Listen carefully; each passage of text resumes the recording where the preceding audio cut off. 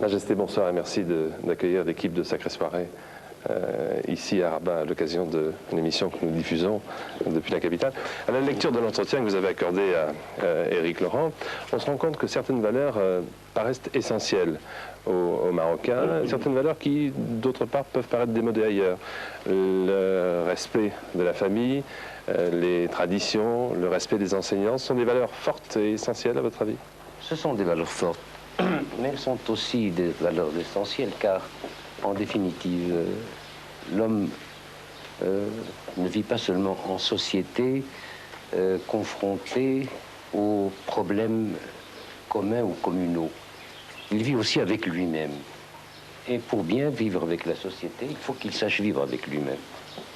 Et rien ne donne le sens de la vie qu'il faut mener avec soi-même, donc avec les autres, que le milieu familial. Vous êtes sévère avec vos enfants, avec vos petits-enfants? Ah mais personne ne connaissait mieux cet âge que La Fontaine, car il disait des enfants, cet âge est sans pitié. Et du reste, les professeurs pourront vous dire que les enfants, quand ils sont en groupe, peuvent exercer sur leur maître et sur leur professeur une véritable dictature. Si on ne fait pas attention, on est débordé. Mais j'estime que le mot autorité peut paraître blessant de nos jours, car il n'est pas toujours employé à bon escient. Pourtant, cette enfance qui est merveilleuse se doit dès le départ, comme une jeune plante, d'avoir un tuteur autrement. Elle croît d'une façon tordue. Désordonnée, oui. Désordonnée. Vous-même, vous faites référence en permanence à votre père.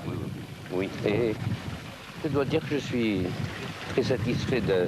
Je n'ai pas eu d'effort à faire pour élever mes enfants. J'ai eu à calquer un petit peu sa méthode que je retiens bien dans l'esprit. Et je crois que tous ceux qui ont connu mes enfants, mes petits-enfants, me disent que ce sont des gens bien élevés. Est-ce qu'il y a un certain mimétisme, j'allais dire, obligatoire entre le père et le fils? Je ne connais pas de fils qui n'éprouve pas du mimétisme à l'égard de son père dans toutes les sociétés du monde.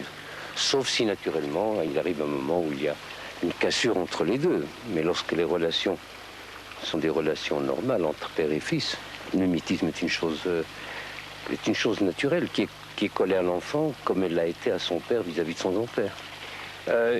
Vous dites dans votre livre qu'il n'est pas un Marocain qui n'embrassera pas la main de son père. On ne peut pas imaginer un fils, même marié, lui-même père de famille, qui fumerait devant son père sans pour cela faillir aux lois les plus élémentaires, qui n'embrasserait pas la main de son père. Ceci n'empêche pas du tout la grande intimité qui peut s'établir entre les deux. Quel avenir voyez-vous à vos petits-enfants, Majesté, que nous allons rejoindre là dans un instant? Eh bien, je souhaite que, vous savez, les petits-enfants d'un roi ne sont pas forcément sous le parasol tutélaire du roi une fois que celui-ci a disparu. Je souhaite tout simplement que ce soit de bons citoyens et que le milieu marocain dans lequel ils vivront sera un milieu de liberté, d'équité, un milieu de droit, où tout le monde respecte tout le monde. Voulez-vous que nous allions les rejoindre? Avec plaisir. Voilà, donc j'aimerais que vous puissiez nous présenter vos petits-enfants. L'aîné, il a 7 ans. Bonjour. Et puis aussi 2 garçons. C'est l'aîné des deux petits garçons. Il va avoir 4 ans, il va avoir 5 ans. Et Moulay Yazid aussi. Voilà. Et venez, la dernière venez avec nous, les est enfants. encore... elle est restée. Zouladji. Voilà. Zouladji, elle est restée. Voilà.